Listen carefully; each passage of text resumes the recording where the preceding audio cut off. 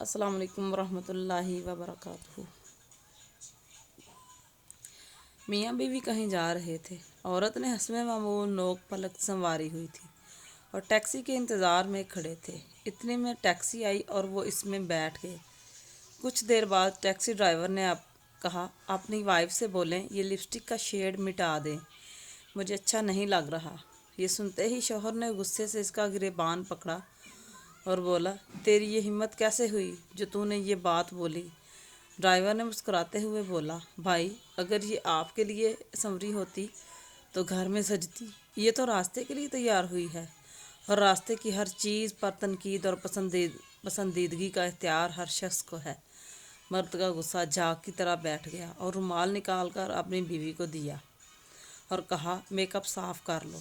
شاید اس بات میں حقیقت نہ ہو یا من گھڑت واقعہ ہو، مگر ایک سچائی ضرور ہے، ہم عورتیں واقعی اپنے شوہر کے لیے کم اور لوگوں کے لیے زیادہ تیار ہوتی ہیں۔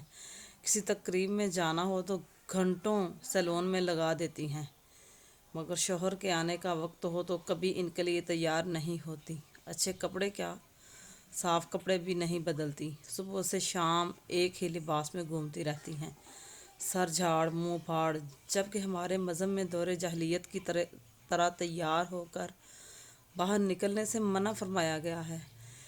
یہ نہیں کہا کہ تم اپنے گھروں میں بھی سجا سنورا نہ کرو، بلکہ کہا گیا ہے زیبائش شوہر کے لیے ہے، مگر ہم اس کے برعکس ہوتے ہیں۔ شاید یہی وجہ ہے کہ مرد کو دوسروں کی بیویاں اور اپنے بچے زیادہ اچھے لگتے ہیں۔